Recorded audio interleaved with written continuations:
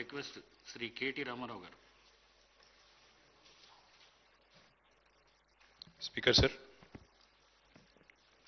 ఈ సభలో సోదరుడు మా సహచరుడు హైదరాబాద్ నగర పార్టీ అధ్యక్షులు గోపీనాథ్ గారికి సంతాప తీర్మానం ప్రవేశపెట్టాల్సి వస్తుందని చెప్పి మేము కలలో కూడా అనుకోలేదు. ఎందుకంటే వారు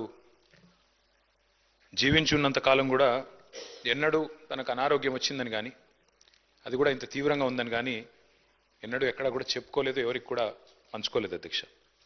వారు ఆ రకంగా చాలా గుంభనంగా తన వ్యక్తిగతమైన సమస్యలు కానీ వ్యక్తిగతమైన ఆరోగ్యపరమైన విషయాలు కానీ చాలా రహస్యంగా, ఒక రకంగా చెప్పాలంటే చాలా ప్రైవేట్గా వారు మెయింటైన్ చేసినారు అధ్యక్ష. కానీ పబ్లిక్ పరంగా మాత్రం, అంటే ఇందాక ముఖ్యమంత్రి గారు అదేవిధంగా శాసనసభ వ్యవహారాల మంత్రి గారు చెప్పినట్టు హైదరాబాద్ మహానగరంలో జుబ్లీహిల్స్ అంటేనే ఒక సంపన్నులు నివసించే ప్రాంతంగా పేరుంది అధ్యక్ష.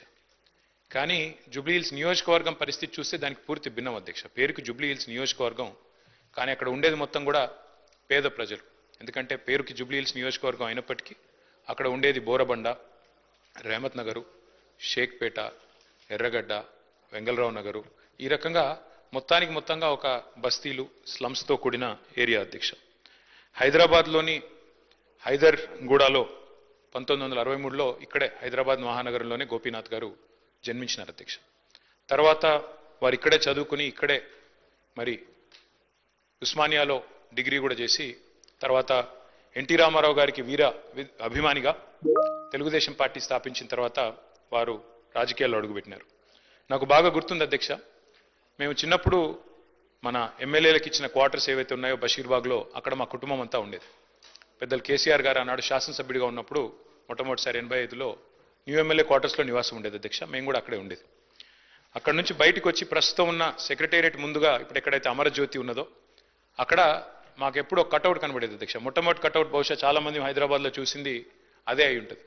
ఎన్టీ రామారావు గారి నిలువెత్తు కటౌట్ పెట్టి కృష్ణుడి రూపంలో, రాముడి రూపంలో పెట్టి కింద రాసి ఉండేది అధ్యక్ష, మాగంటి గోపీనాథ్ అని చెప్పి రాసి ఉండేది.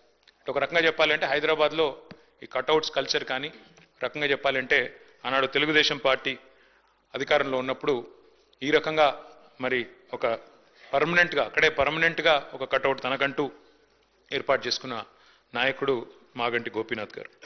వారు చాలా క్రియాశీలంగా ఉండేది అధ్యక్ష రాజకీయాలు. చిన్న స్థాయి నుంచి కూడా మరి మొదటి నుంచి కూడా చాలా క్రియాశీలంగా విద్యార్థి దశ నుంచి కూడా రాజకీయాల్లో ఉన్నారు.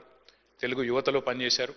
ఒక పార్టీ ఒక నాయకుడిని నమ్ముకుంటే చివరిదాకా వారు ఒకసారి ఎన్టీ రామారావు గారి నాయకత్వంలో నడిచారు. తర్వాత తెలుగుదేశం పార్టీ ఇక్కడి నుంచి మాయమైన తర్వాత వారు కేసీఆర్ గారితో కలిసి మరి కష్టం వచ్చినా నష్టం వచ్చినా మరి 2 సార్లు కేసీఆర్ గారి నాయకత్వంలో ఎమ్మెల్యేగా గెలిచి మొదటిసారి ఎన్టీ రామారావు గారి పార్టీ తెలుగుదేశం పార్టీలో 14లో ఆనాడు మరి గెలిచి తర్వాత మరి టీఆర్ఎస్ నుండి కూడా 2 సార్లు ఎమ్మెల్యే అయినారు అధ్యక్ష.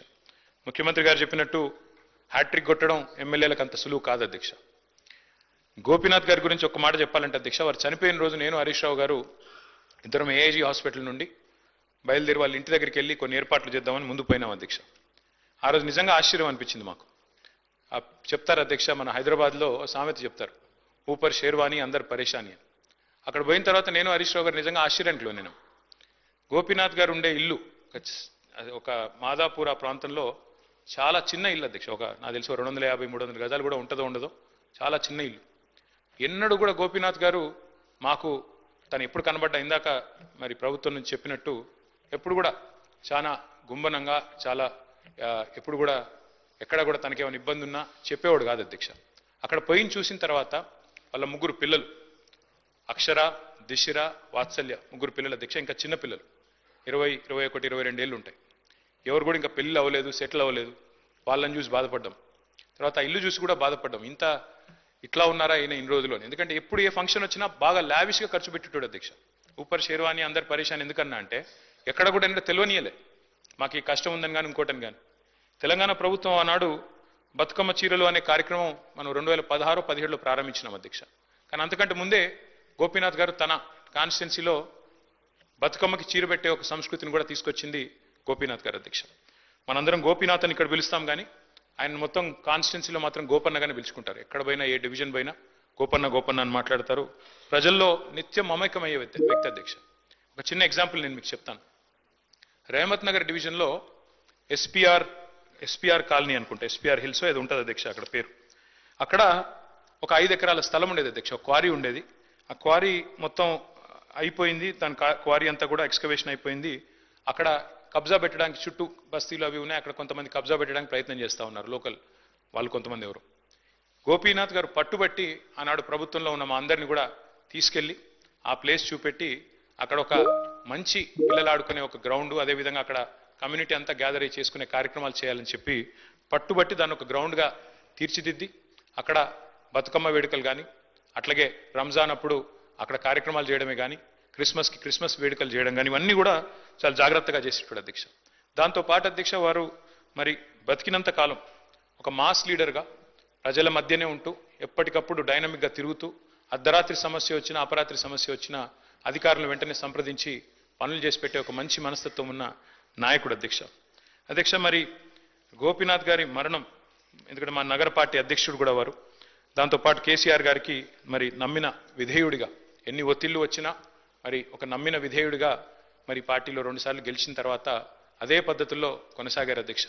వారి మరణం మా పార్టీకి, అట్లాగే వారి కుటుంబం, వారి శ్రీమతి సునీత గారికి, అట్లాగే వారి పిల్లలకి, వారి తల్లి గారికి, వారి కుటుంబ సభ్యులందరికీ, వారి బ్రదర్కి అందరికీ కూడా తీరని లోటు అధ్యక్ష. దాంతోపాటు జూబ్లీహిల్స్ నియోజకవర్గంలో తనదైన చిరస్మరణీయమైన ముద్ర ఏదైతే గోపీనాథ్ గారు వేసుకున్నారో తప్పకుండా ఆ నియోజకవర్గానికి కూడా ఇది తీరని లోటు. ఈ దుఃఖ సమయంలో వారి కుటుంబం తరపున మా పార్టీ పూర్తి స్థాయిలో అండగా ఉంటుంది అధ్యక్ష. పార్టీ కుటుంబాన్ని గతంలో కూడా ఎట్లా అయితే వివిధ మా సహచరులు మరణించినప్పుడు ఆ కుటుంబాలకు అండగా నిలబడ్డామో, ఎట్లయితే గట్టిగా ఆ కుటుంబాన్ని కాపాడుకున్నామో, అట్లాగే మాగంటి గోపీనాథ్ గారి కుటుంబం కూడా మరి పూర్తి స్థాయిలో గోపన్న లేకపోయినా వారి కుటుంబాన్ని సంపూర్ణంగా ఆదుకునే బాధ్యత, పూర్తి స్థాయిలో వారిని చూసుకునే బాధ్యత మా పార్టీ తీసుకుంటుంది. మరి ఈరోజు శాసనసభలో వారి సంతాప తీర్మానంలో ప్రసంగించే అవకాశం రావడం విషయంలో బాధను వ్యక్తం చేస్తూ ఈ శోకాతప్త సమయంలో వారి కుటుంబానికి, అదేవిధంగా వారి అభిమానులకి, అదేవిధంగా కార్యకర్తలకు కూడా వారికి మనోధైర్యం భగవంతుడు ప్రసాదించాలని కోరుకుంటూ తమరికి ధన్యవాదాలు. I request minister for agriculture Shri Tummala Nageswara Rao గారు. అధ్యక్ష, గౌరవ ముఖ్యమంత్రి గారు చెప్పినట్లుగా ఈ సంతాప తీర్మానం పెట్టడం అనేది దురదృష్టం.